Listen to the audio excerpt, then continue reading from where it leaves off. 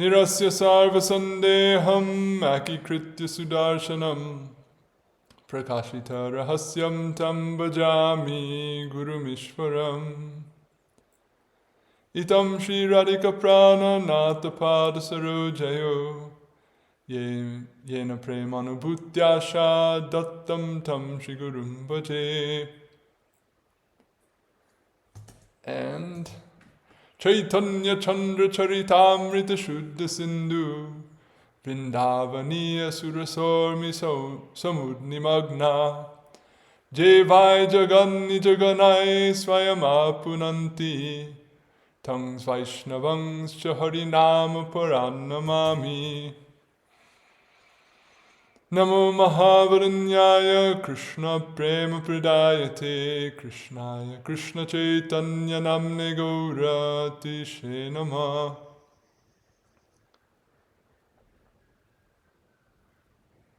Jayatam Surato Pangor Mama Mandamater Gati Matsarvasva Param Bhojo Radha Madana Mohano Kuladi Devatamar Madana Mohan Jar Sevak Raghunatha Rup Sanatan Jaya Rupa Sanatana Bhatta Raghunath Sri Jiva Gopala Bhatta Dasa Raghunath Echai Goshai Kori Charana Bandhan Jaha Hoite Vignanasha Bhishta Puran Krishna Dasa Kaviraja Rasika Bhakta Maj Jai Rachido Caitanya-caritamrta Gaura Govinda Lila Shunite Galai Shila Tahate Na Hoilo Morachita Jeva Nahi Bhuji Keva Shunite Shunite Seha Kiad Bhuta Caitanya-carit Krishna Upajive Priti Janibera Serariti Shuni Le Borohohit Shriyatam Shriyatam Nityam Gyatam Gyatam Mura Chintyatam Chintyatam Bhaktash Caitanya-caritamrta. By the grace of Shri Kali Yuga Pavana, the Svabhajana Vibhajana, Prayojan Avatar, Prema Purushottam, Karuna Mahasagar, Shri Gauranga Mahaprabhu, and his beloved Parshad, a graceful swan, playing in the inexhaustible reservoir of Gaura Lila, wherefrom the very essence of Krishna Lila streams in the 10 directions, Shri Krishna Das Kaviraja Gosvami Pad. Again today we'll absorb ourselves in Sri Caitanya-caritamrta. We'll resume Sanatana Shiksha, Madhya Lila chapter 22, and we'll conclude today our discussion of the Shraddha Prakaran, or the section which describes Shraddha as the principal basis of eligibility for the path of Shuddha or Uttama Bhakti. And in our last reading, we discussed some additional points or criterions by which the relative firmness or strength of Shraddha can be understood by reference to Jiva Goswami's discussion of the subject in Bhakti Sandarbha. So today we'll discuss one more important feature of the adhikar, or the eligibility for this path of Uttama Bhakti, this path which is the abhideya of the Shastra, which is the subject matter of this whole chapter, which is to be understood from statements in the Bhakti Rasamrita Sindhu and the Durgama Sangamani. So we'll discuss that, and then we'll continue into the next section here of Madhya 22. So, okay, looks like the file has been attained. So I'll begin. So just one last sentence to summarize what's been discussed so far. In summary, the depth of an individual's eligibility for the path of bhakti is determined by the relative firmness of their shraddha and their relative expertise in shastra and reasoning, both of which are instrumental in acquiring completely firm Shraddha. So that's, in a nutshell, the whole discussion we've had so far. So now we're going to introduce one more criterion into this subject. An additional aspect of eligibility for the path of pure bhakti is also discussed in Bhakti Rasamrita Sindhu, with reference to the following statement of Bhagavan Sri Krishna in Sri Gita. So, quote, O Arjuna, best of the Bharatas, 4 types of meritorious people worship me. One who is distressed, one who is inquisitive, one who is a seeker of wealth, and one who is knowledgeable. So, some take it on the basis of this statement of the Gita that all of these people are practicing bhakti, and these are the reasons that people take up bhakti. So if anyone is motivated by any of these reasons, then they must, so to speak, have eligibility or adhikar for bhakti. This would be the prima facie reading, if you will, of this section of the Bhagavad Gita. So, that understanding may be considered acceptable in reference to bhakti in the most broad and general sense, or to bhakti in all of its forms and manners. However, for Rupa Gosvami and for Mahaprabhu here in the Caitanya-caritamrta, the subject matter is not bhakti in general, but specifically uttama bhakti or shuddha bhakti. So what makes someone eligible for uttama bhakti is more specific than what might motivate someone to practice bhakti of any shape or form. So this is the point that's being distinguished in this discussion. And this verse in the Gita, which we've just referred to, is also discussed later by Mahaprabhu when he explains the Atmarama verse to Sanatana Gosvami. So the way he explains it there is directly relevant to making the point that we want to arrive at now. So we'll look at that. Sriman Mahaprabhu discusses this statement later in the course of his teachings to Sri Sanatan Pad, in the midst of his explanation of the celebrated Atmarama verse found in Srimad Bhagavatam. Quote, one who is distressed and one who is a seeker of wealth, these two we consider to be among those possessed of desire, or sakama. One who is inquisitive and one who is knowledgeable, these two we regard as desirers of moksha. These 4 meritorious persons, upon becoming greatly fortunate, forsake their various desires, and so on, and pray for the gift of pure bhakti.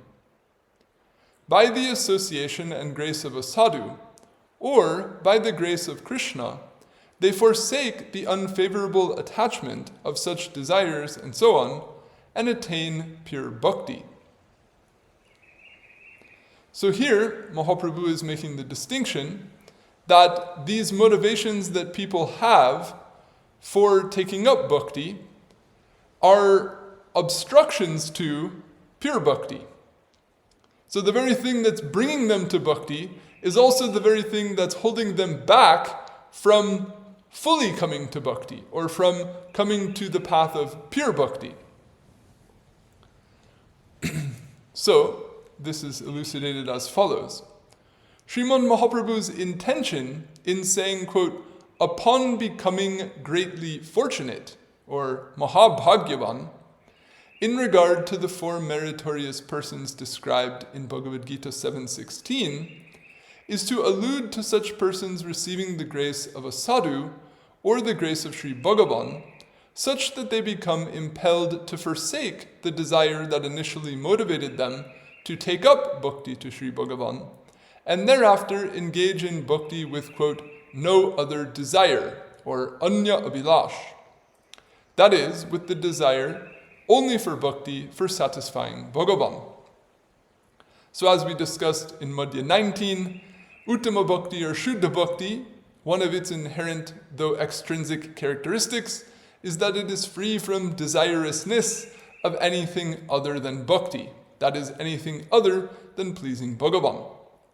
So if someone is motivated to take up the path of bhakti because they want to save themselves from danger, because they want to attain wealth, because they want to attain knowledge, or because they want to attain moksha, then that is an anya abhilash, or another desire, which is coloring the motivation they have for enacting bhakti, and thus is inhibiting them from performing pure bhakti.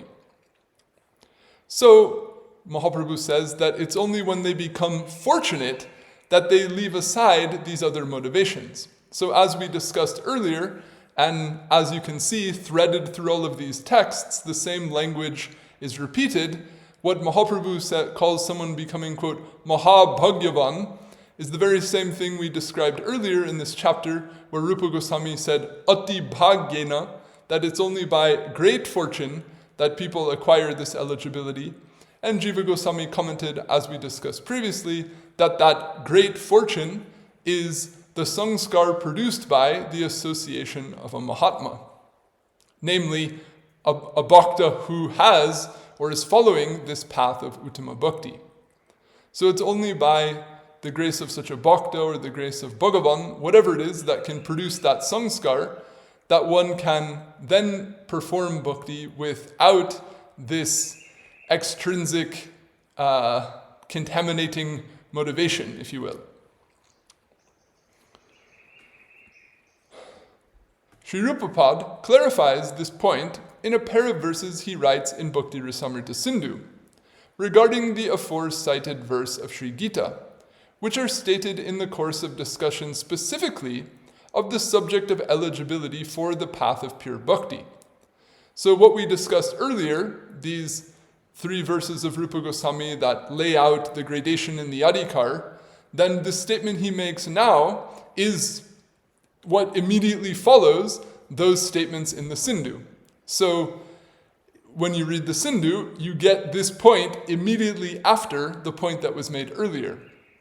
So that point is not included here in the Caritamrta, and it may be said, or it can certainly be said to be implied and can be gathered from other points made throughout the text, but because it's very important and because it comes immediately in the same prakaran in the Sindhu, it's worthwhile of adding and noting here so that we get a comprehensive understanding, because we understand, in the words of one academic, the Goswamis to have written a, quote, corporate theology, or, that they worked as a team to put together this theological system. So we don't read the books that they wrote in tension against each other, but rather as complementing each other to produce a holistic understanding. So therefore, the style of this commentary that I'm presenting is stressing this intertextuality and trying to arrive at a compressed, if you will, or a condensed understanding that draws together all the relevant discussion from all the relevant passages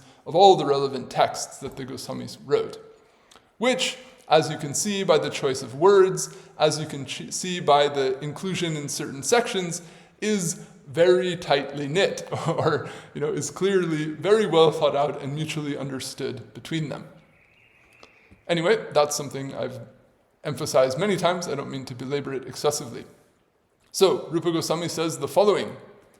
In this regard, among the 4 types of bearers of eligibility, or adhikaris, mentioned in the Gita and elsewhere, someone upon whom the grace of Bhagavan, or a dear one of his, shall come about, shall become possessed of eligibility for pure bhakti and freed from that particular intention, meaning for which they originally took up bhakti to Bhagavan, and which ultimately is an obstruction on the path of pure bhakti.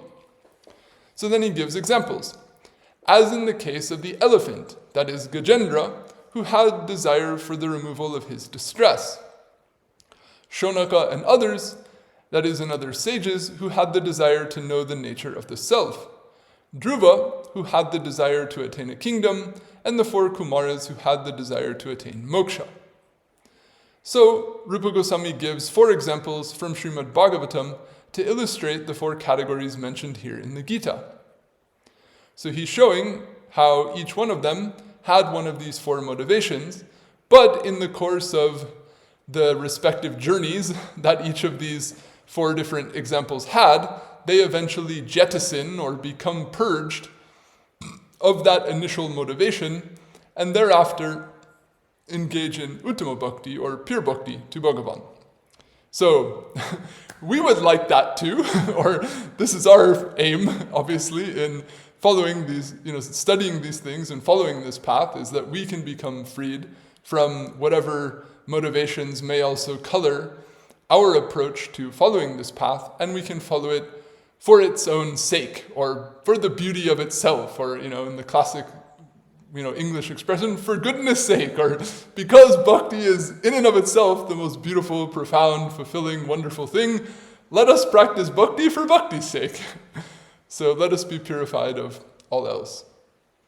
So how does that happen? By the grace of Bhagavan, by the grace of sadhus, by the development of the bhakti samskar, to the extent that it acquires critical mass in the psyche, and thereby leads to the waning and disintegration of the other samskars that drive one to perform bhakti for these other reasons.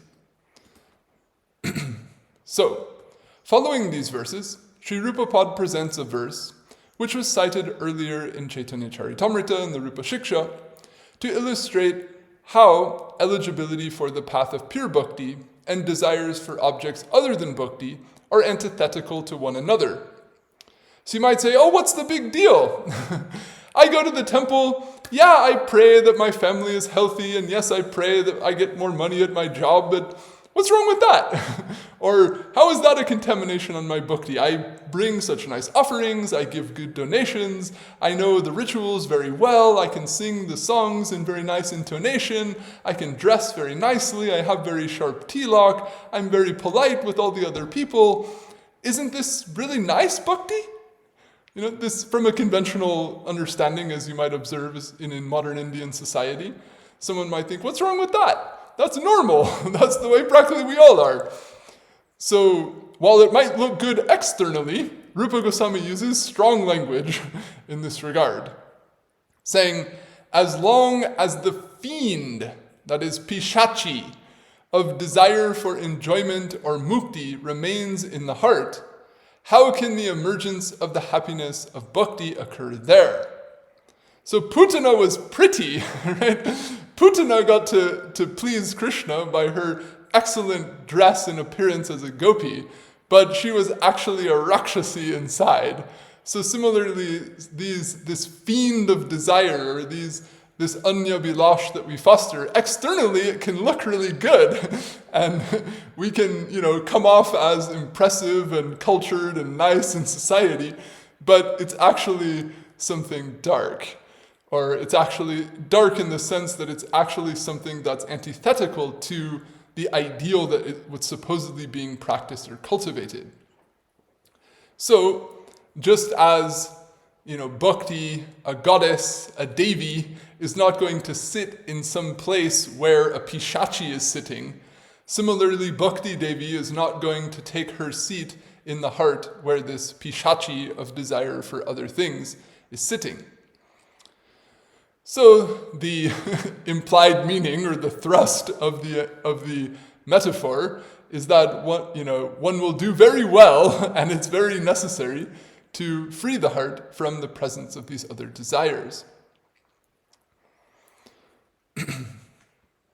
Sri Jiva Pad clarifies the implications of these statements of Sri Rupa Pad in his commentary at the conclusion of the section regarding eligibility for pure bhakti and Bhakti Rasamrita Sindhu. Now this is a very short statement which comes about 40 verses later, after a long stack of citations is given for why bhaktas don't aspire for moksha. So it's easy to miss this point. Or in other words, if you just say, okay, what does the Bhakti Rasamrita Sindhu say about adhikar? You could read the 10 verses or so in the Prakaran and think, okay, that's it. And then think, okay, then he goes on a long illustration of why bhaktas don't aspire for moksha, and then he starts with another topic. But actually, this long stack of verses that he gives about why bhaktas don't desire moksha is part of still the prakaran about the adhikar. And then at the very end, Jiva Gosvami just makes this little statement in the commentary to conclude and refer to statements that were made like 40 verses earlier. So, this is an important point to catch.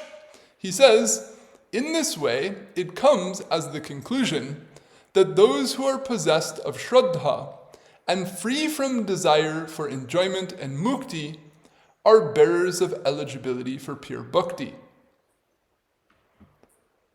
Okay, so the plain statement, but it's very significant that he equates or he describes the adhikari as not just the shraddhalu, or not just the person with shraddha, but also the person free from desire for bhukti and mukti. So he directly states that this is a criterion fundamental to the eligibility for bhakti. That is, the extent to which one has or is free from anya abhilash is an integral part of one's adhikar, or lack thereof.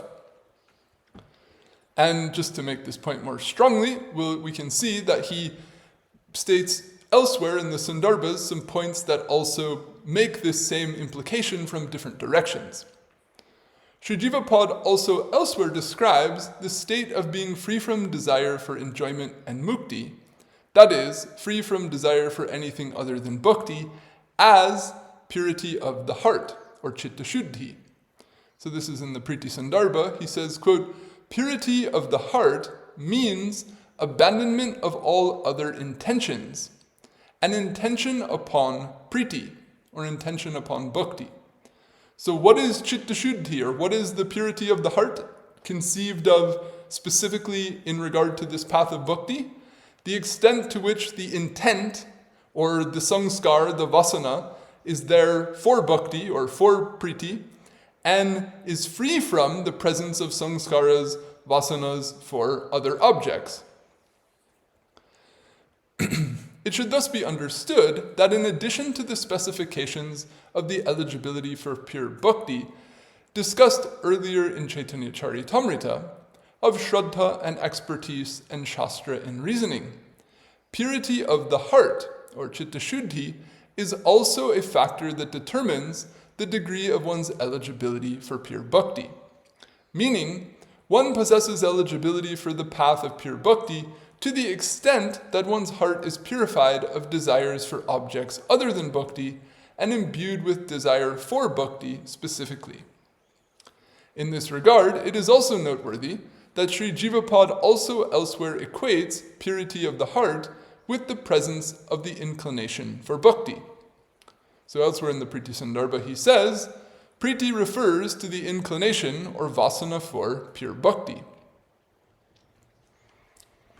It can thus be concluded that the eligibility for the path of pure bhakti is determined by three primary factors.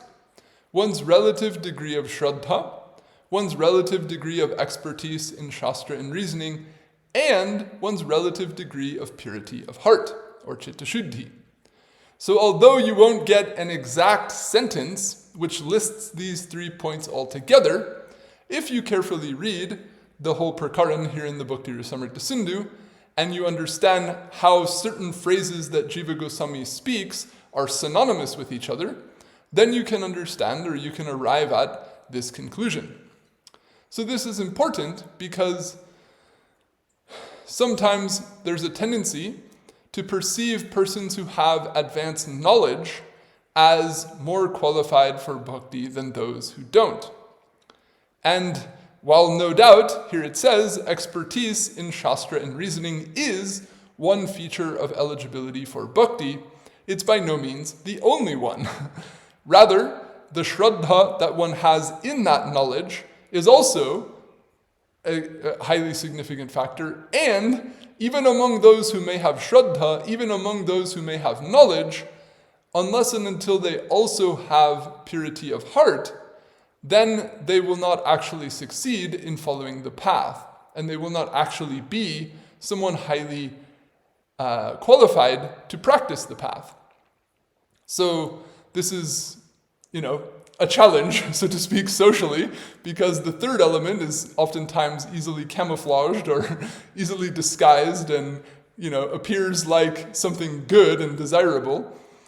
But how and when people are motivated by, acquiring great degrees of gyan or vairagya or observance of great niyamas or what have you, that is, very difficult to necessarily detect from the outside. So what really is motivating people, how pure their desire is for the actual ideal to which the path is meant to lead, and how much are they not quite there yet, this is ultimately a matter of personal reflection, and these principles are given for personal guidance and one's own spiritual journey. But because sadhu sangha, or the samskar produced by Mahat Sangha, is the fortune or the means by which one also acquires this adhikar, it's also important to understand these things for the sake of navigating the Vaishnava society. Anyway, that concludes our discussion of Shraddha, or specifically the eligibility for bhakti.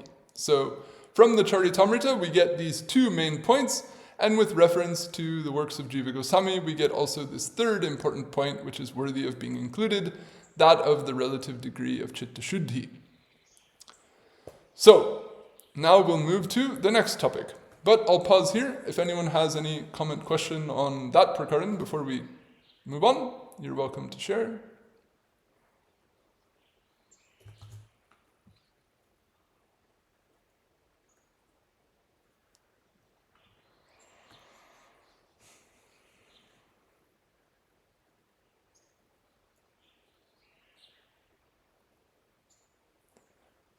I just want to say one short thing, that Babaji was speaking a lot about Shraddha and really emphasizing both the master class he gave on the Bhagavatam on Friday night and the Bhagavad Gita today, this morning.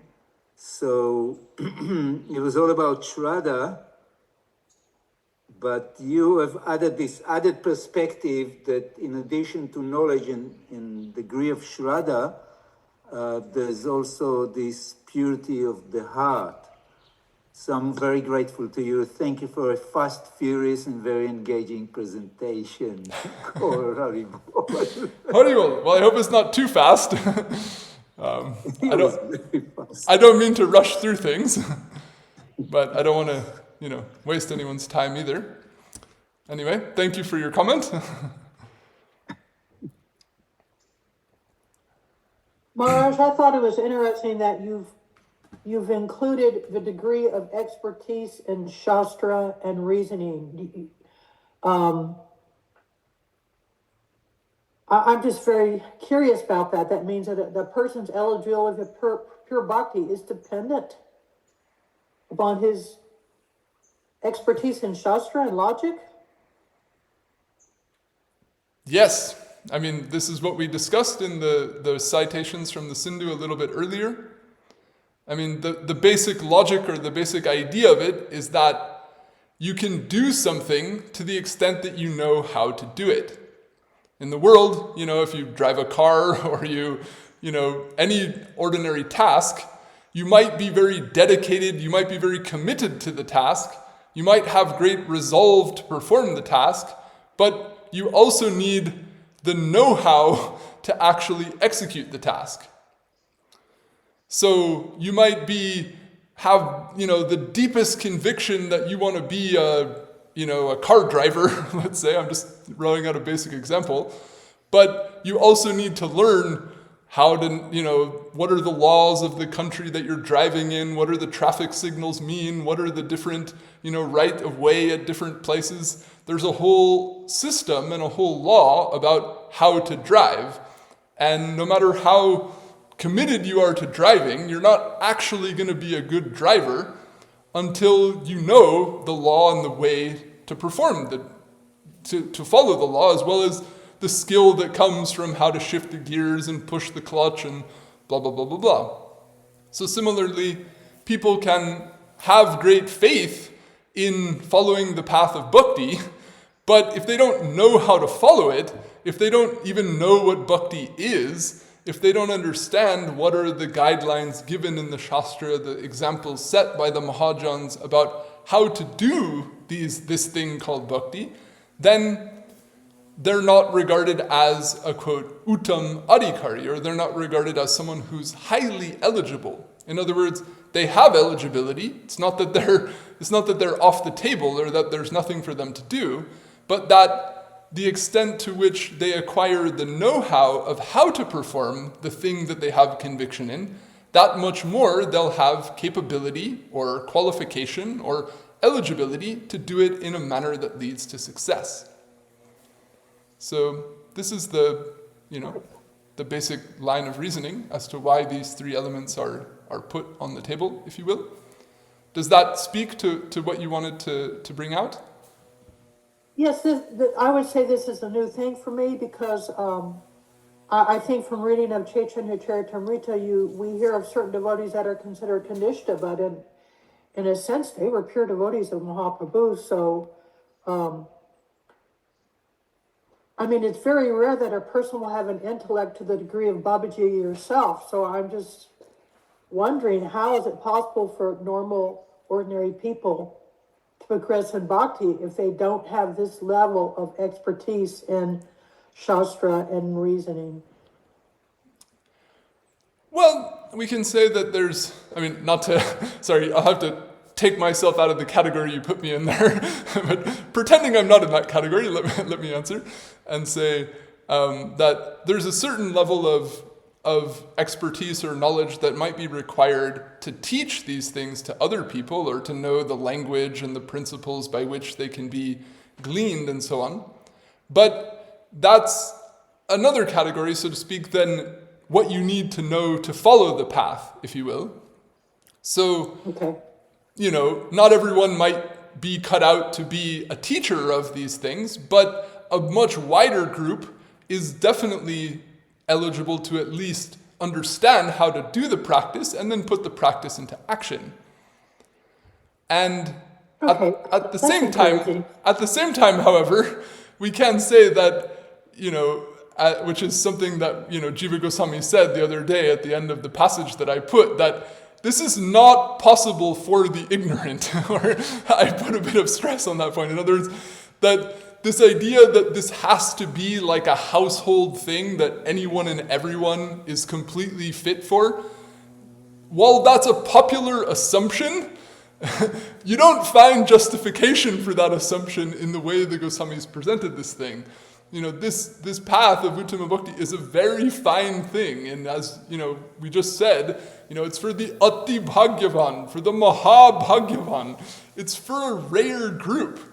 It's not going to be everybody who is going to grasp what this is or enter into it. So we don't want to make it so elitist that it's, people don't have the chance to try to practice, but at the same time, to water it down or present it in a generic or less than clear form to give people this sort of false sense that they're doing more than they actually are, also erodes the standards of the Sampradaya as a social entity moving through history, and also can create a glass ceiling on the heads of people who come into it and are given a certain watered down or adjusted, simplified understanding when there's actually much more subtlety to it, which is ultimately very important and valuable to understand in order to go deep into the journey, if you will. So this is what you call attention, or a matter of balance, which is one of the complexities of religious traditions of the world. The more esoteric, the more exclusive, the more inaccessible, the more open, the more simple, the less depth, the less transformation. So there's a never-ending, push and pull between these two sides of you could say accessibility and profundity. And so ideally, there's a balance and there's a combination and contribution on a collective level where people are sharing and adding to the richness of the tradition at a particular historical phase, giving emphasis to different sides of it in a way that serves society well. Largely, this appears to happen in a disorganized way. But we can say that, we can give credit to Bhagavan for, giving, all these different Vaishnavas births and samskars and blending them all together in different historical periods to keep this whole mix on the table, if you will, for the overall, quote unquote, march of a nation towards the divine, as I heard it put by someone once. So anyway, I just want to say that it's a delicate balance. We don't want to make it sound too elitist, but we don't want to make it sound too household either. And, the more that people can give the time and the importance to learning these principles and learning the know-how of how to follow this path as taught in the Sandarbhas, as taught in the Sindhu, as taught in the Bhagavatamrita, as taught in these principal works of the Goswamis, that much the better. But we don't want to leave anyone feeling discouraged or that there's no scope for development from wherever they're at. There always is. So try wherever you're at and, remember that there's always more. Would be a way to make it broad. Okay, thank you. Yes, I see another hand. Pranam Babaji. Pranam. Babaji, actually today you told that there are three things are required for this. So one is that yukti and knowledge of shastras. That's very much required as know-how. So a devotee who is practicing that, if he continues to learn, then he will learn this thing over the period of time. But what he can do, a sadhaka can do to acquire Shraddha and purity of heart, what is his role? Of course, when we say Shraddha, sometimes it says, Yadrichya, some very bhagyavan person has this thing. But what a sadhaka can do to acquire Shraddha and purity of heart? Okay, so as was mentioned earlier, then this Shraddha comes by the grace of a Bhakta and the grace of Bhagavan. So the best thing a sadhaka can do is sadhu sangha, associate with the Mahatma. And it's by that, Mahatma Samskar Adi Vishesh, as I mentioned earlier, by the Samskar produced by the association with the Mahatma, that Shraddha matures, right? As we discussed, Shraddha is ultimately the outcome of the programming of the psyche or of the samskars embedded in the psyche. So the more that one acquires samskaras for bhakti, the more that Shraddha will naturally solidify within the citta. So by continuing to engage in various practices of sadhana bhakti, continuing to associate with bhaktas, ideally, sadhu sangha svatovare, sadhus which are more advanced than ourselves and who challenge us to progress on the path, by having that ideal association and continuing to engage in the sadhana practices that are prescribed, then the bhakti samskar intensifies. And as a result of that samskar, then other samskars, ideally speaking, will wane if one also has the wherewithal or the discipline not to continue to nourish them by giving them attention and acting upon them. So the purity of heart will gradually be affected by the continued engagement in the sadhana, and the association with the Mahatma will give us greater knowledge of the Shastra, of the means by which Shastra is to be understood, and will give us also the impression, or, in a more less than necessarily intellectual way, just by observing the character, the conduct, the expressions, the emotions, and so forth of a great bhakta, that will also impress upon our hearts the beauty, the richness, the quality, the wonder that is this path of bhakti and the experience of Bhagavan that it makes possible. So, Shraddha will deepen by associating with those who have great Shraddha, by associating with Mahatmas, and similarly by engaging in practice as per the directions we receive from those Mahatmas, and not, spending time in things that are contrary to that, then gradually the citta will also be purified. So, does that clarify it? Yes, thank you. Thank you. Great.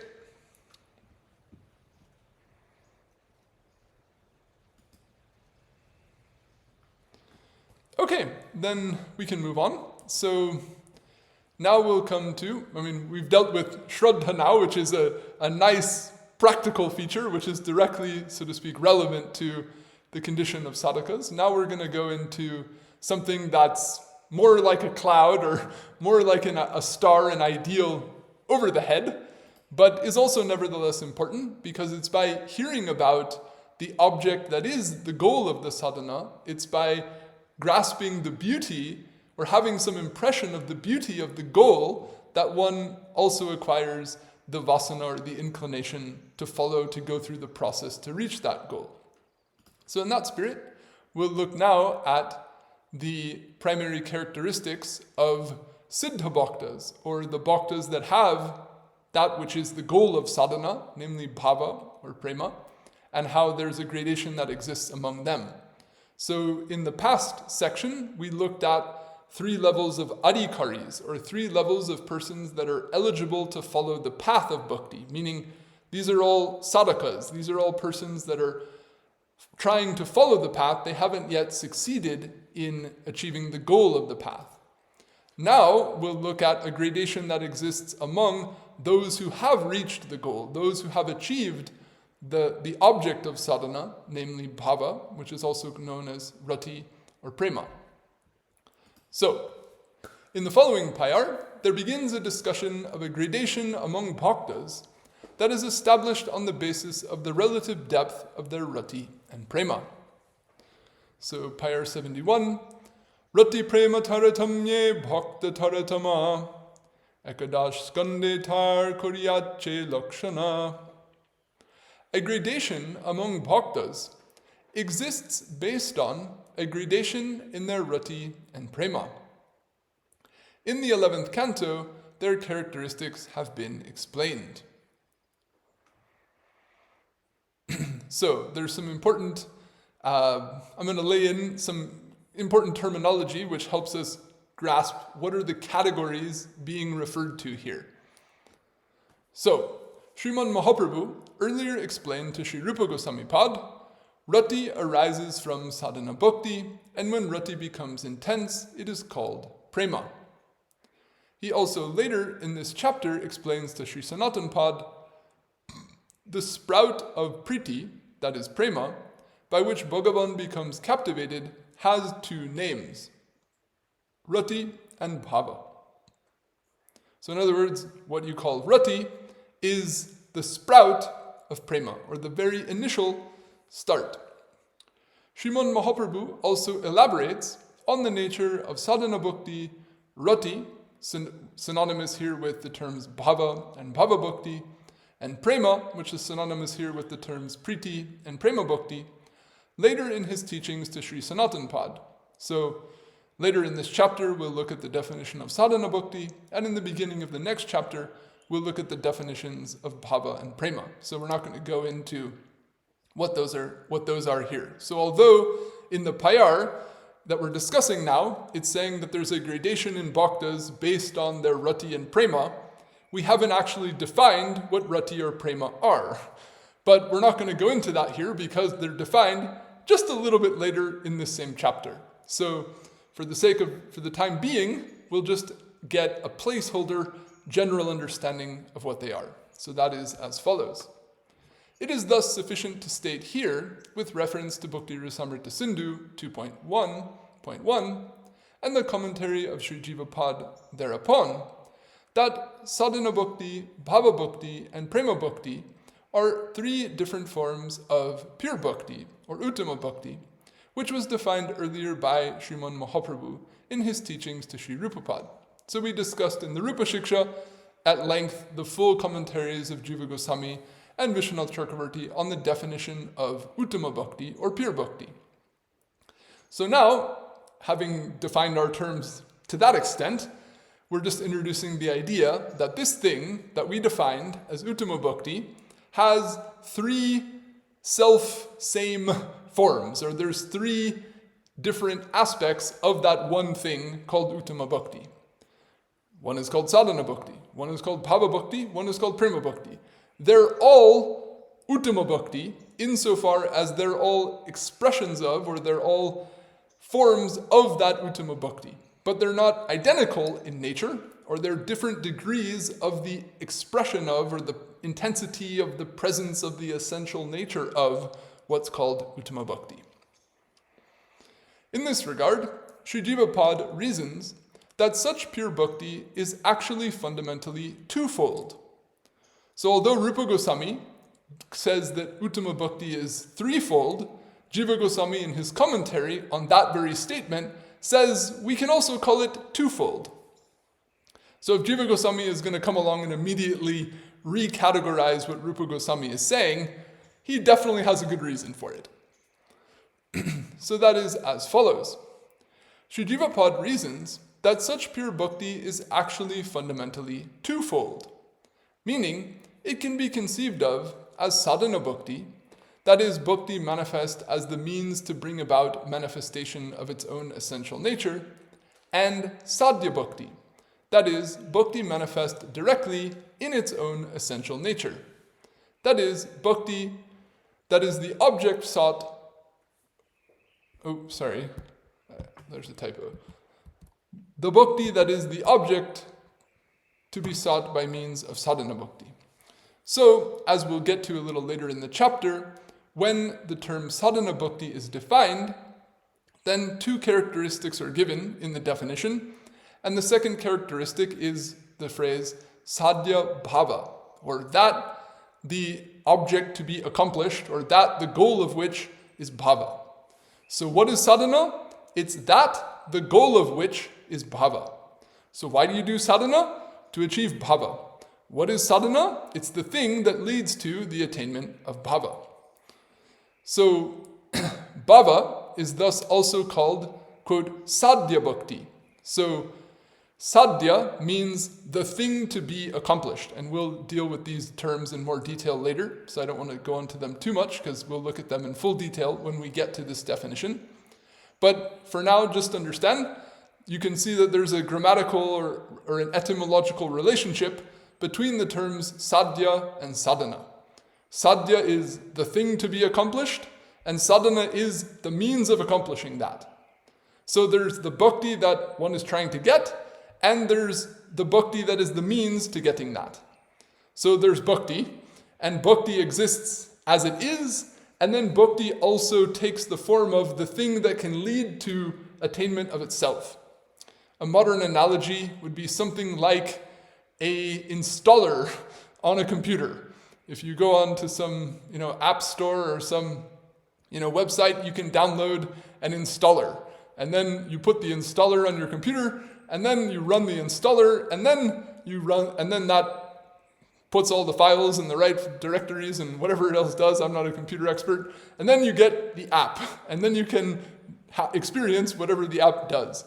So sadhana bhakti is something like running the installer. It is the app, or it comes from the company. It's the means by which the app runs, but it's not actually the app itself. It's this thing that installs the app. So something like that. Bhakti is actually bhav. Bhakti is actually prem. But it also has this installer mode, if you will, that runs first and puts all the files in the directories, so to speak, or clears out all the anya-bilash out of the chitta, sets up the bhakti sanskar, sets up the knowledge, sets up all the elements that are required, and then, as per, it's explained nicely in Bhakti Rasamrita Sindhu, chapter 3, verse 3 and 4, Mano avirbhuya mano vritto, then this bhav bhakti descends into the vrittis of the psyche and manifests itself, and then by its agency manifests experience of Krishna, of rasa, and so forth. So the bhakti that's to be achieved, or the actual bhakti, is called sadhya bhakti. And then this mode, or this expression of bhakti that comes about which brings about or enables the full form of bhakti to manifest, that is called sadhana bhakti.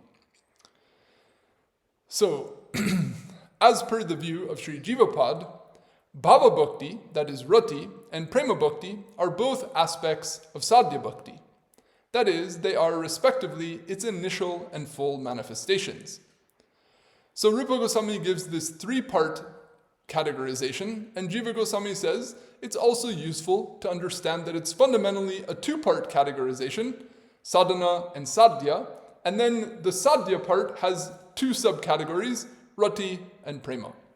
So this usage of a dual categorization enables us to speak of these two stages of rati and prema as one entity, which is useful depending on what needs to be said. It can be useful to have a term for those two things collectively, and it can also be useful to have a term for them separately, which is what's discussed in the third chapter of the Bhakti Rasamrita Sindhu, why that subclass distinction is necessary. I don't want to go into that now, because we'll soon talk about it again, and I don't want to go into excessive detail twice. So for now, I hope it's simple, and I hope I'm not going too fast. There's this core distinction, sadhya bhakti and sadhana bhakti. So in this payar that we're discussing, when it says that a gradation in bhaktas is based on their rati and prem, what it basically is saying is that the bhaktas are those who have sadhya bhakti, who have actual bhakti, and in terms of how intense their bhakti is, that's how great of a bhakta they are. This is the basic concept.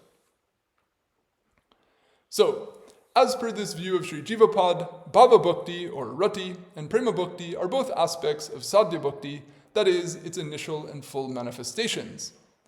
The statement in the payar under discussion that, quote, a gradation among bhaktas exists based on a gradation of their rati and prema, thus implies that a bhakta is being spoken of here as one possessed of sadhya bhakti, be it of the initial grade thereof known as rati, or the full grade thereof known as prema.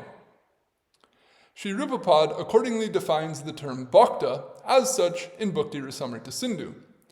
Quote, those whose hearts are imbued with that bhava, that is, the bhava, or the form of sadhya bhakti for Krishna that was desired by them, means by the sadhaka, are called Krishna bhaktas. So, as per this definition, unless you have sadhya bhakti, unless you have rati or prema, you're not a bhakta. A bhakta is someone who has actual full bhakti. So you might call this what they call mukta pragrahanai, or the free rein or full force meaning of a word. But colloquially speaking, conventionally, a bhakta is anyone who does bhakti at all.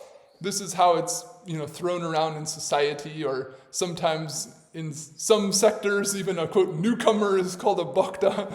But according to Rupa Gosvami, a bhakta is someone who has sadhya bhakti, someone who's not a sadhaka, in other words, but someone who's completed the process or succeeded in the process of sadhana to the extent that at least rati, or the initial grade of sadhya bhakti, or bhakti in its pure essential nature, has begun to directly manifest in the psyche.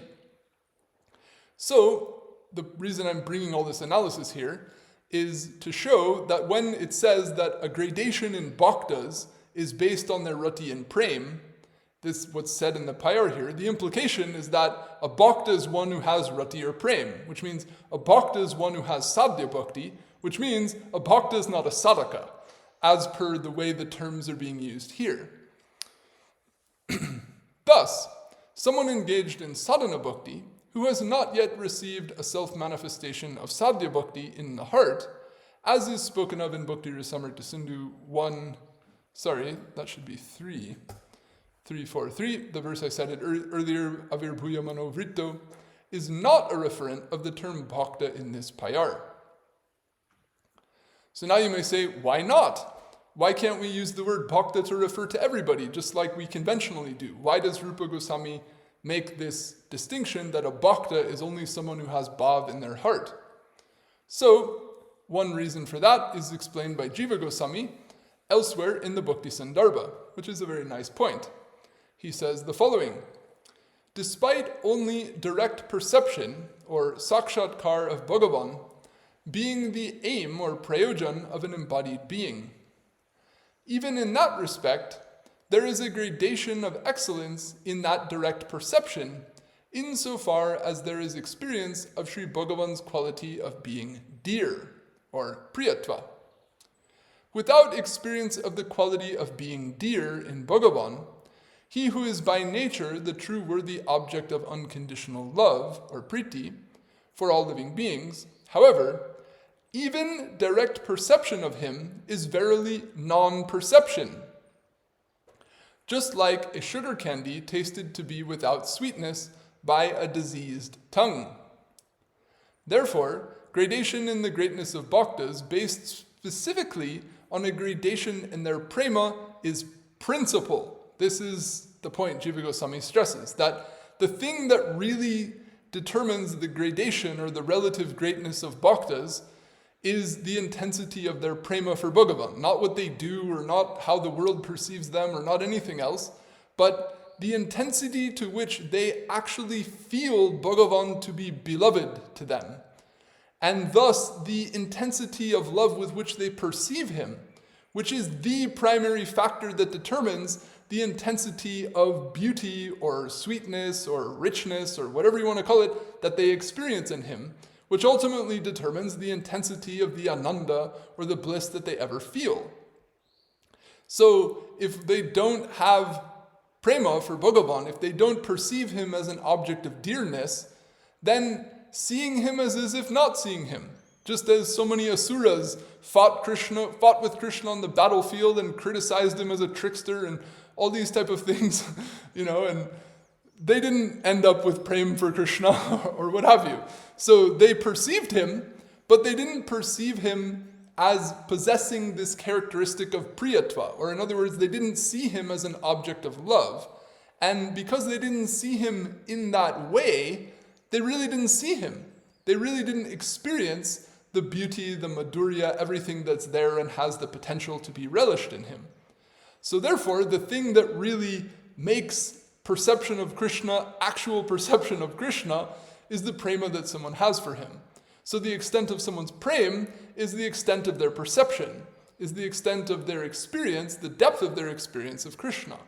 So that is their greatness. That is what's really, the greatness of bhaktas. The depth of the experience, not just the formality of the experience, or how the experience might have social impacts, or might be perceived historically, or might be honored within, the royal Varnashram society in the context that's described in the Bhagavatam.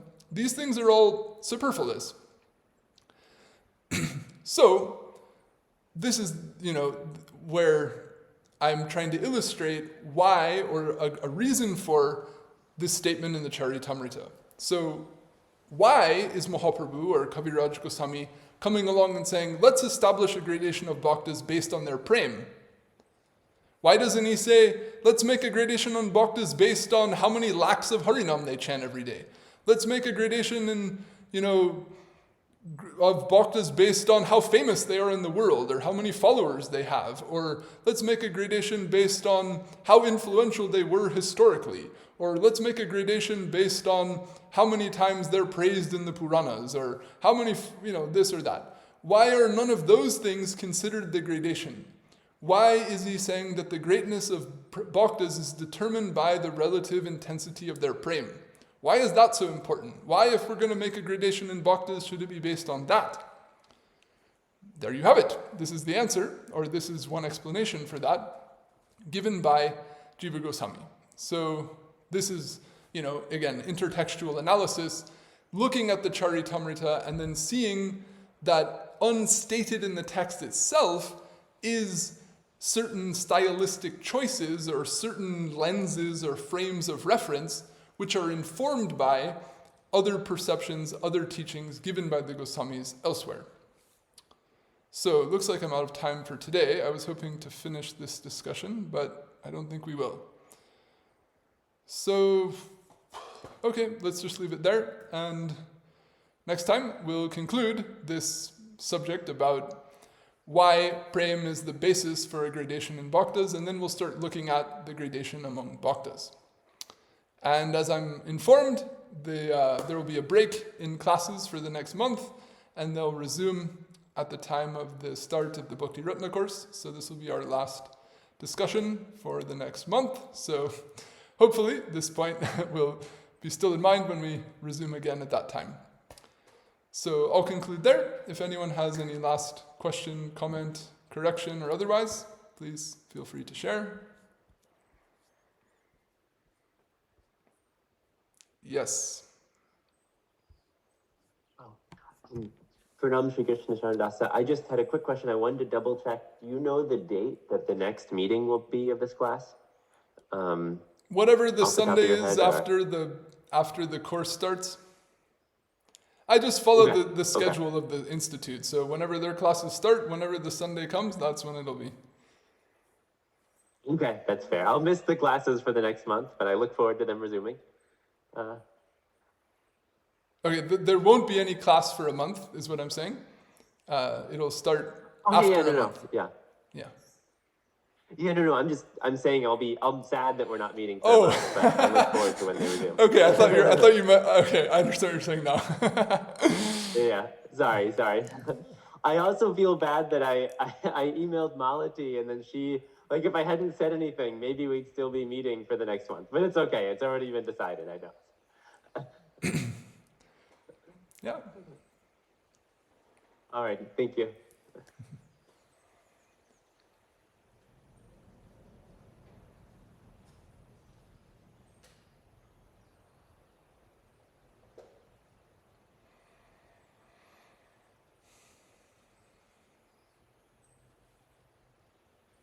All right. Well, thanks again for a very engaging and very well-informed class. What can I say?